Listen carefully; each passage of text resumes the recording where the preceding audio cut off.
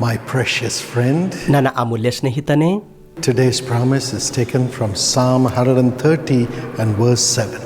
ಕೀರ್ತನೆ 137ನೇ ವಾಕ್ಯದಿಂದ ಇಂದಿನ ವಾಗ್ದಾನ ಆರಿಸಿಕೊಳ್ಳಲಾಗಿದೆ. It says, O Israel, put your hope in the Lord, for with the Lord is unfailing love, and with him is full redemption. ಇಸ್ರಾಯೇಲೇ, ಯೆಹೋವನನ್ನು ನಿರೀಕ್ಷಿಸು, ಯೆಹೋವನ ಕೃಪಾ ಸಂಪನ್ನನೂ ಪೂರ್ಣ ವಿಮೋಚನೆಯು ಆತನಿಂದಲೇ. God's unfailing love is available to you. ಕರ್ತನ ಅವಿನಾಭಾವದ ಪ್ರೀತಿ ನಿನಗೋಸ್ಕರ ಲಭ್ಯವಾಗಿದೆ. Love never fails. ಪ್ರೀತಿ ಎಂದಿಗೂ ಬಿದ್ದು ಹೋಗುವುದಿಲ್ಲ. But God's love is unfailing love. ದೇವರ ಪ್ರೀತಿ ಅವಿನಾಭಾವದ ಪ್ರೀತಿಯಾಗಿದೆ. It's more than what 1 Corinthians 13 says. ಮೊದಲನೇ ಕೊರಿಂಥ 13ನೇ ಅಧ್ಯಾಯದಲ್ಲಿ ಹೇಳಿದಕ್ಕಿಂತಲೂ ಅದು ಹೆಚ್ಚಿನದಾಗಿದೆ. Unfailing love. ಅದು ಶಾಶ್ವತವಾದ ಪ್ರೇಮವಾಗಿದೆ. The Bible says, ಹೇಳುತ್ತದೆ, though we have been unfaithful, the Lord has been faithful. ನಾವು ಅಪನಂಬಿಗಸ್ಥರಾಗಿದ್ದರೂ ಕೂಡ ಆತನು ನಂಬಿಗಸ್ತನಾಗಿ Many ಇದ್ದಾನೆ. times we have failed God. ಅನೇಕ ಸಾರಿ ನಾವು ದೇವರನ್ನು ವಿಫಲ ಮಾಡಿದ್ದೇವೆ. Failed to take a bold stand to walk in holiness. ಪವಿತ್ರತೆಯಲ್ಲಿ ನಡೆಯುವುದಕ್ಕಾಗಿ ಧೈರ್ಯವನ್ನು We ತೆಗೆದುಕೊಳ್ಳಲಿಲ್ಲ. have failed in doing the right thing to abstain from the desires of the world.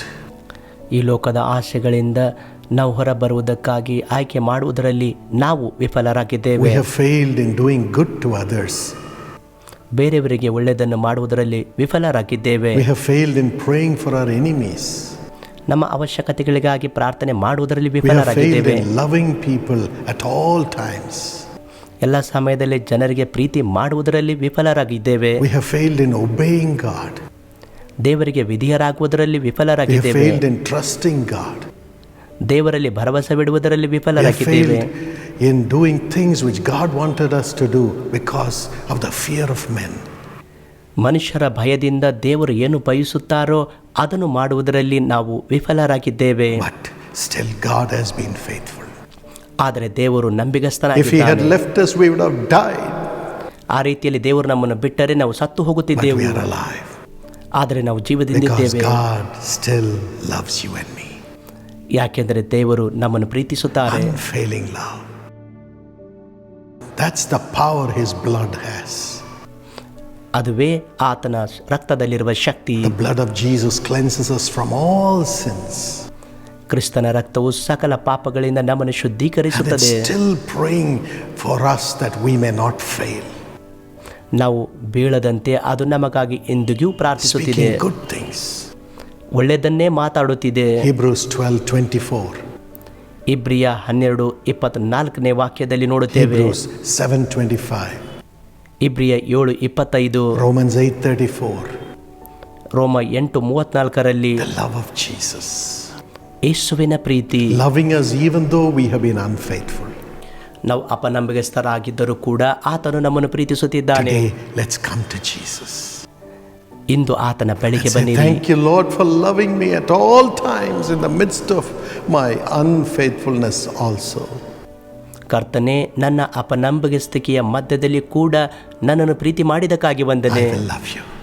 ನಿನ್ನನ್ನು Give me ಪ್ರೀತಿಸುತ್ತೇನೆ. grace to be faithful. ನಿನಗೆ ನಂಬಿಗಸ್ತನಾಗಿರುವುದಕ್ಕಾಗಿ ಕೃಪೆ The ಕೊಡು. Lord will embrace you and kiss you as you do that right now. ಅದನ್ನು ಈಗಲೇ ನೀನು ಮಾಡುವಾಗ ದೇವರು ನಿನಗೆ ಅಪ್ಪಿಕೊಂಡು And ಮುದ್ದಿಡುತ್ತಾನೆ. secondly, ಎರಡನೇದಾಗಿ fear comes to us ಭಯವು ನಮ್ಮ ಬಳಿಗೆ ಬರುತ್ತದೆ. when we are unfaithful. ನಾವು ಅಪನಂಬಿಗಸ್ತರಾಗಿರುವಾಗ Fear is torment. ಭಯವು But ಯಾತನೆಯಾಗಿದೆ. perfect love casts out fear. ಪರಿಪೂರ್ಣ ಪ್ರೀತಿ ಭಯವನ್ನು ಹೋಗಲಾಡಿಸುತ್ತದೆ. All the time, fear says, you have disowned God, you have forgotten God, you have forsaken God. ಪ್ರತಿ ಸಾರಿ ಭಯವು ತುಂಬುವಾಗ ನೀವು ದೇವರನ್ನು ತ್ಯಜಿಸಿದ್ದೀರಾ, ದೇವರನ್ನು ಬಿಟ್ಟು ಹೋಗಿದ್ದೀರಿ.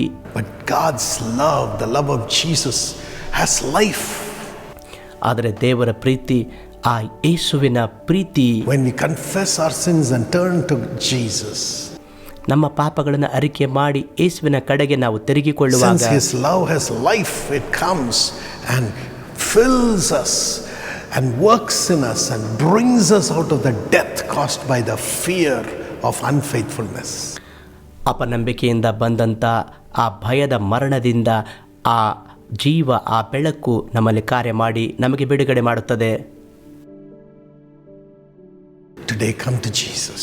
ಇಂದು ಯೇಸುವಿನ ಬಳಿಗೆ ಬಾ. He will bring you back from your desperate situation, the life of fear that you're going through because of unfaithfulness. ಇಂದು ಆತನು ನಿಮ್ಮ ಹತಾಶೆ, ಭಯದ ಜೀವಿತದಿಂದ ನಿಮ್ಮನ್ನು ಆತನು ಹೊರಗೆ ತರುತ್ತಾನೆ. Maybe you have been unfaithful to your family member. ನಿಮ್ಮ ಕುಟುಂಬದ ಸದಸ್ಯರಿಗೆ ನೀವು ಅಪನಂಬಿಕಸ್ಥರಾಗಿರಬಹುದು. Unfaithful in your job. ನಿಮ್ಮ ಉದ್ಯೋಗದಲ್ಲಿ ಅಪನಂಬಿಕಸ್ಥರಾಗಿರಬಹುದು. Unfaithful in the things relating to your education and studies. ನಿಮ್ಮ ಶಿಕ್ಷಣದ ವ್ಯಾಸಂಗದಲ್ಲಿ ನೀವು ಅಪನಂಬಿಕಸ್ಥರಾಗಿರಬಹುದು. Unfaithful in your relationship with a friend. ನಿಮ್ಮ ಗೆಳೆಯನ ಜೊತೆಗಿರುವಂತಹ ಸಂಬಂಧದಲ್ಲಿ ಅಪನಂಬಿಕಸ್ಥರಾಗಿರಬಹುದು. Ask Jesus to forgive you. ಕ್ಷಮಿಸುವುದಕ್ಕಾಗಿ ಯೇಸುವನ್ನು And ask Him ಕೇಳಿಕೊಳ್ಳಿರಿ. to give you the strength to overcome that fear and get back to your relationship and do very well in your life. Get back to your family too. ಆ ಭಯದಿಂದ ನೀವು ಹೊರಗಡೆ ಬಂದು ನಿಮ್ಮ ಸಂಬಂಧದಲ್ಲಿ ಮತ್ತೆ ನೀವು ಸರಿ ಹೊಂದುವುದಕ್ಕಾಗಿ ಆತನಲ್ಲಿ ಯಾವಾಗಲೂ ಕೇಳಿಕೊಳ್ಳಿರಿ. The Lord is going to redeem you of whatever you have lost. ನೀವು ನಷ್ಟ ಹೊಂದಿದ ಎಲ್ಲವನ್ನು ಕರ್ತನು ನಿಮಗೆ ತಿರುಗಿ ಕೊಡುತ್ತಾನೆ. Put your hope in the Lord. ಕರ್ತನಲ್ಲಿ ನಿಮ್ಮ ನಿರೀಕ್ಷೆ ಇಡಿರಿ. With the Lord is unfailing love. ಕರ್ತನೊಂದಿಗೆ ಆತನ ಶಾಶ್ವತ ಪ್ರೀತಿ ಇದೆ. And with Him is full redemption. ಮತ್ತು ಆತನೊಂದಿಗೆ ಪೂರ್ಣ ವಿಮೋಚನೆ ಇದೆ. The Lord is redeeming all the joy, all the love, all the prosperity, all the success in your life right now. ಎಲ್ಲ ಪ್ರೀತಿ, ಸಂತೋಷ, ಆನಂದ, ಅಭಿವೃದ್ಧಿ, ಸಮೃದ್ಧಿ ಎಲ್ಲ ನಿಮ್ಮ ಜೀವಿತದಲ್ಲಿ ಕರ್ತನು ಬಿಡುಗಡೆ ಮಾಡುತ್ತಿದ್ದಾನೆ. Do not be afraid. ಭಯಪಡಬೇಡಿರಿ. Father, ತಂದೆಯೇ, take away that spirit of fear from thy children. ನಿನ್ನ ಮಕ್ಕಳಿಂದ ಭಯದ ಆತ್ಮವನ್ನು ತೆಗೆದುಹಾಕು. Pour your unfailing love with which you love him, love her, into their hearts right now in Jesus' name. ನೀನು ಅವನನ್ನು ಪ್ರೀತಿ ಮಾಡುವುದರಿಂದ ಅವರಿಗೆ ಶಾಶ್ವತ ಪ್ರೇಮದಿಂದ Give them ತುಂಬಿಸು. the strength to reconcile with everyone and everything, Lord, which they have failed.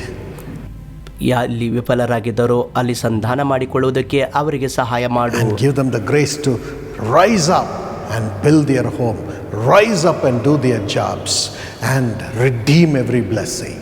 ಕರ್ತನೆ ಎಲ್ಲವನ್ನು ಕಟ್ಟುವುದಕ್ಕೆ, ಕರ್ತನೆ ಎಲ್ಲವನ್ನು ಬಿಡುಗಡೆ ಮಾಡಿಕೊಳ್ಳುವುದಕ್ಕೆ ಅವರು ಎದ್ದೇಳುವಂತೆ ಮಾಡು. In Jesus' name. ಯೇಸುವಿನ ನಾಮದಲ್ಲಿ Amen.